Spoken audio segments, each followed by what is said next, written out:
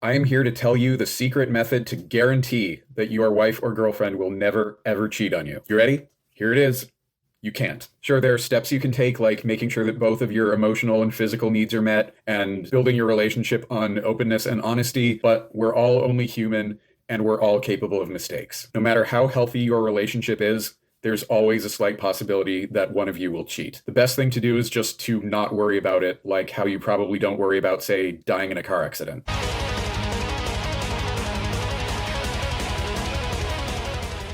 So I originally wanted to make a video about cheating and trying to debunk the right-wing and red pill perspectives on it. Specifically, the idea that cheating is a result of female hypergamy. I.e., the idea that women are perpetually seeking a higher status partner than the one she currently has. But I found I really didn't have all that much to say. Like, I came up with, a small list of factoids, like that men cheat more than women, that cheating happens for a variety of reasons, some of which are even justifiable, that hypergamy, to the extent that it isn't just pseudoscientific jargon, is just as prevalent as men as it is in women, that avoiding relationships over the risk of being cheated on is as self-punishing as, like, avoiding going on vacation over the risk of dying in a plane crash. And that's about it. I just didn't feel like there was really anywhere to go from there. So instead, I want to talk about my absolute all-time favorite manosphere channel, Strong Successful Male. Welcome back to Strong Successful Male. The gist of it is that our presumably eponymous Strong Successful Male, who incidentally has done a really commendable job of keeping his identity secret, sits in his car and shares stories about women who get caught cheating or want to try an open relationship and get epically smacked to the ground.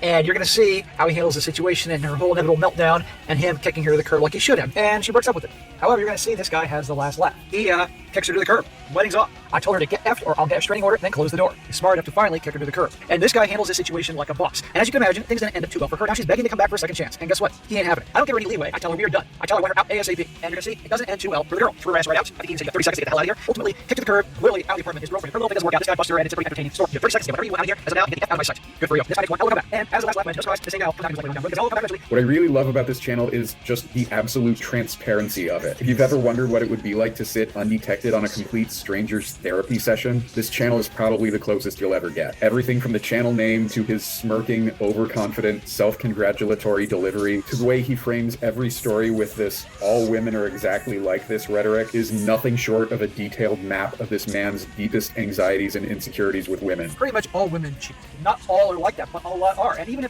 with the good ones, you're going to have your share of headaches. The gals in their teens, 20s, and 30s are the worst. Let's be honest here, I don't think any woman, except if it's your mother who gave birth to you, is capable of loving you. Now, perusing this guy's Instagram, he's actually pretty, freaking ripped, and he appears to actually live the lifestyle implied by the pseudonym Strong Successful Male. So right off the bat, the whole neckbeard who can't get laid accusation that's going to be a lot of people's go-to doesn't really fit. No, this guy's problem isn't getting women, it's keeping them faithful. And this guy is dementedly obsessed with women being unfaithful.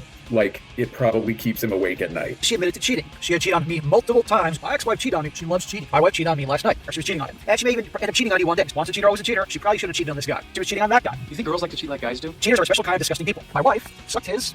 You know what? My wife cheated. This brother was sending naked pictures to multiple dudes. The person we believe she was cheating with, she probably was cheating on the second they started dating. All women cheat. She had cheated with one guy in particular, and I found 50 plus explicit pictures and videos of herself and pictures of other guys' private parts. Why don't you think about that when you had some dude's sausage in your mouth? So first, I want to start off by talking about some of the things that I actually like unironically. Number one, the premise of his show is totally fine. Wait, are you serious? Yes, I'm serious. Obviously, I take issue with the execution, and believe me, we'll get to that. But women have forums for commiserating about their dating horror stories, like r/nice guys and nice guys of OkCupid and all that stuff. And it'd be pretty hypocritical to not grant men the same. Well, sometimes I even catch myself enjoying his content unironically simply for the Jerry Springer-esque human spectacle element of it. She kept cheating with one guy in particular, and despite being caught several times, she kept doing it. Number two, he's not homophobic. Wait, are you also serious about this? You like the fact that he's just the bare minimum of not a total piece of shit? Yes, I'm also serious about this. I believe in giving credit where credit's due, and credit is due here. Occasionally, in the midst of regaling his audience with stories of cheaters, abusers, gold diggers, and OnlyFans models, he'll do a story about a couple breaking up because one of them came out as gay, at which point he becomes shockingly and uncharacteristically decent, even bordering on straight-up woke. Bro, there's nothing you could have done about that, because at the end of the day, if she was gay, she was gay. That's it. And let's, again, remember, we're listening to this video in 2022. They got together, started dating in 1989. Different world back then. They got married in 1998. Again, different world. So a lot of people, I've heard stories where they were really gay, men or women, but obviously due to the times, they had to be on the down low, and especially where they live. And so They got married, and then eventually it ended up not working out because of who they were. But this was not your fault. He also occasionally reveals a pretty enlightened attitude toward gendered expectations that's really lacking in a lot of his manosphere compatriots. Fact of the matter is, this guy is not a total monster, and if you think he is, you should probably find a more nuanced way of approaching things like this. Number 3, some of his advice is legitimately really good. Something he emphasizes in almost every video is that men don't need a relationship to be happy, and that they should focus their energies on things like working out, making lasting friendships, building a nice career, and getting satisfying hobbies, rather than making pursuing women and sex the focus of your entire life. I'm focused on myself, doing things that make me happy, spend time with my bros, pursuing my goals, bettering myself, all that.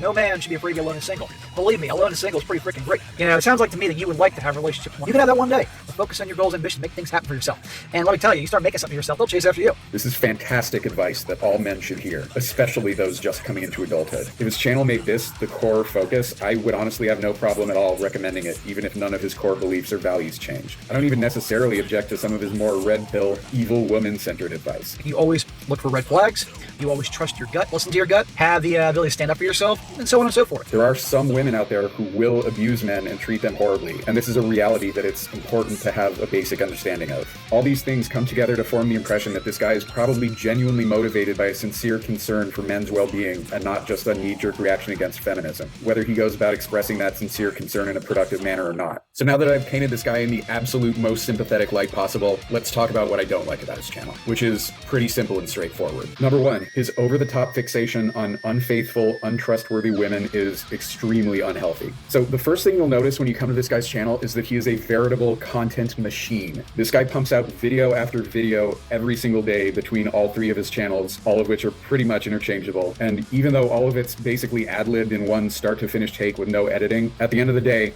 that's still an absolutely colossal amount of time and headspace that this guy expends on women betraying men in the cruelest and most malicious ways imaginable. He's obsessed with it, and he doesn't ever appear to expose himself or his audience to any stories that don't fall perfectly into that narrative, which probably explains why he frames each story of his with some variation of, "This is what you're in for if you get into a relationship," or "This is why men are walking away from women." Pretty much all women cheat. From his vantage point, these are just plainly logical conclusions to arrive at, even though there isn't any reason to think his entire body of output is anything other than a coalescence of extreme edge cases. See, I'm a big believer in the idea that your experience of the world is shaped by what you choose to surround yourself with. If you surround yourself with stories of people suffering and dying, the world is going to seem like a really dark and evil place. If you surround yourself with celebrity gossip and inspirational quotes, the world is going to seem like a relentlessly hopeful, if frivolous place where nothing bad ever happens. I surround myself with pretty much nothing but metal music, and the world seems like it fucking rocks. If you surround yourself with stories about women going out of their way to destroy the men in their lives for no reason, the world is going to seem like a place where half the population are too existentially evil to ever be reasoned with. Where relationships between men and women are by definition antagonistic games of psychological warfare, where the punishment for losing is being condemned to a life of misery and isolation.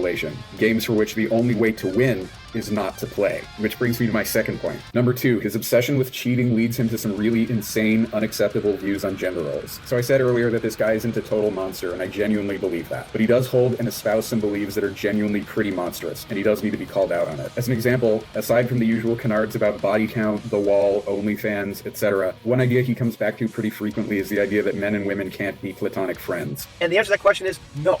Men and women cannot be friends, let alone best friends. And the reason is, it just simply doesn't work. Because both parties are going to have ulterior motives no matter what. I don't spend time with women that I'm not hooking up with because it's a waste of my time. He starts with the idea that women can't be friends with their exes. He pretty much told her, this ain't going to happen. I'm not cool with you hanging out with a guy you used to hook up with, or any dude for that matter. Moves to the idea that men and women can't be friends with each other. Well, if she's your girlfriend, she shouldn't be hanging out with other dudes. It's my opinion. You're living with me, you're not talking to other guys, you're not hanging out with other guys.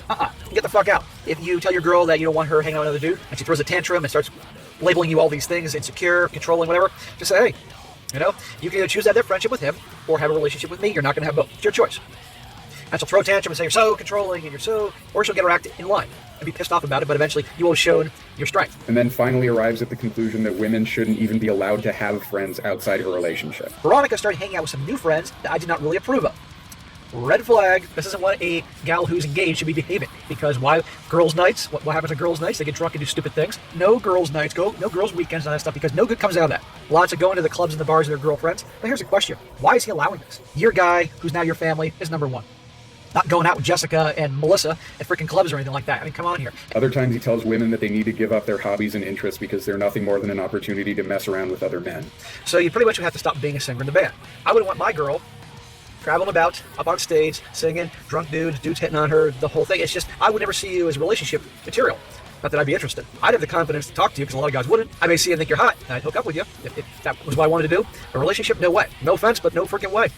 So you'd have to be out of the band. Jesus fucking Christ. Okay, first of all, fuck you. You can take my totally platonic female friends when you pry them out of my cold, dead hands. Second, make no mistake, keeping your partner away from their friends is abuse. Keeping your partner away from the activities that make them happy is abuse. These things are inherently abuse in and of themselves, even without any other elements. But beyond that, this is just such a dismal, paranoid view of the world, and I can't even begin to imagine how much unnecessary pain a person who subscribes to it is inflicting on themselves and others. And that's really the word that summarizes strong, successful male, in my opinion. Pain. As much as he tries to deny it, the pain that women have caused this guy seeps through every frame of every video he makes. Sometimes he'll even admit it out loud in the same sentence as he's trying to deny it. And let me just make this clear. If there's the idea that I started this channel because I've been hurt my whole life or something like that, that couldn't be any further from the truth. That's complete bullshit, okay? Yes, when I was growing up, my teenage years, high school, I made a lot of mistakes. I got hurt, I got burned, all that, girlfriends, girls I liked and all that. But I learned a lot of lessons then. And so I've taken all my experiences in the last few decades, what I've learned the hard way, to help you guys out. So that way you guys, especially you younger guys, don't have to go through the same pain and frustration and humiliation and all that crap that I went through. If there's the idea that I've been hurt my whole life or something like that, that couldn't be any further from the truth. Don't have to go through the same pain and frustration and humiliation and all that crap that I went through. Pain and frustration and humiliation and all that crap that I went through. This is why I describe his content as transparent. Men who have healthy relationships with women and sex don't sit in their car for 2 hours a day talking about how terrible and slutty women are. They just don't. They're too busy, living their lives with their partner. The only reason men become this committed to the idea that all women are out to abuse them is because all women they've encountered have. At the end of the day, that's what I believe is motivating this guy to behave the way he does. This is a guy who's been treated abysmally by women for most of his life, and he thinks he's doing the right thing by warning other men to avoid the mistakes he thinks he made. And while it would be pretty easy to conclude that the appropriate response is to feel sympathy for him, the fact remains that he's got an audience of hundreds of thousands of mostly men who take what he says very, very seriously. Every single time you dedicate 15, 20 minutes to watch one of my videos or somebody else, you're a little bit wiser. So every day when you listen to one on the way to work, on the way home, you're smarter, you're more wise, you're more experienced than you were the day before. And if just one guy walks away from this channel believing that women shouldn't be allowed to have a girls' night out, goes home, and puts that belief into practice with his girlfriend, then it's no longer just about strong, successful male and his personal issues, but about the real abuse that he's causing to manifest in the real world, and that needs to be confronted. In conclusion, so I guess all I have to say to strong, successful males viewers is, for your own sakes, please try to recognize what you're getting into. This is not a calm, rational guy who sees the truth about how women and relationships work. This is a sad, lonely man who spends unhealthy amounts of time sitting in his car cherry-picking the worst stories the internet has to offer to prove to you that all women are out to hurt you. Guys like him are the exception, not the rule. And if you happen to be a member of that exception, the best way out is examining yourself and asking what you're doing wrong, which of course the strong, successful males of the world encourage you to do, and they should be commended for it. But if that encouragement is inextricably baked into bullshit about what sluts and whores women are, then it's going to end up taking you 2 steps back for every 1 step forward. One of my other favorite Manosphere channels, Better Bachelor, said this quote attempting to tear down teenagers on TikTok that I think applies perfectly to the strong, successful males of the world. Is she happy? No. And I'll tell you why, because she made this video.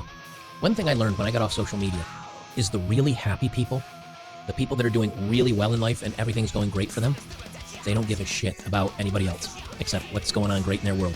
They don't pause to post pictures on social media. They don't brag about their day and make TikToks and all this other stuff. You know what they're doing? They're out enjoying life. Away from a computer, away from the electronics. That's what they're doing. But these aren't happy people. And this whole video is nothing but a cope. And if strong, successful male himself ever ends up seeing this, here's my message to him. I'm sorry. I'm sorry for whatever pain the women in your life have caused you. I really, truly am. I also happen to mostly agree with you that feminism in its current iteration is not really equipped to handle men's issues and can make them worse as often as it doesn't. But taking a purely defeatist attitude isn't going to help anyone. It isn't going to be helpful to you, and it definitely isn't going to be helpful to your audience, many of whom are likely to get all the wrong messages from your work and use it to cause real harm to the people in their lives. I really know that you are a fundamentally good person. You believe in gay rights. If she was gay, she was gay. That's it. And you believe that men should not be locked into gendered expectations that aren't right for them. That's why I believe that seeing a therapist would be extremely helpful for you. In your case, you should probably find a male therapist so that you'll, have an easier time bridging the trust gap. And if you really don't want to go the therapy route, maybe try just breaking one of your rules and making friends with some women. Maybe meet some, heavily tattooed woman with a super high body count so that you know that there's no way you'll be tempted by her. And just see everything that women have to offer you that is not related to sex in any way. I think that once you actually let some women into your life, they'll just seem a lot less scary to you. To some extent, I also get that you've got a nice gravy train going, and that's not something you're probably keen on giving up. But I can also promise you that having a loving, long-term partnership is going to be more fulfilling than spending entire chunks of every day worrying about cheating and betrayal. I mean, let's be totally real here. If you ever do find a nice, traditional, monogamy-minded woman, the kind you always talk about wanting, the likelihood that she's going to want to stick around after finding out that you spend 3 hours a day sitting in your car talking about how all women are sluts and whores and cheaters are not terribly high.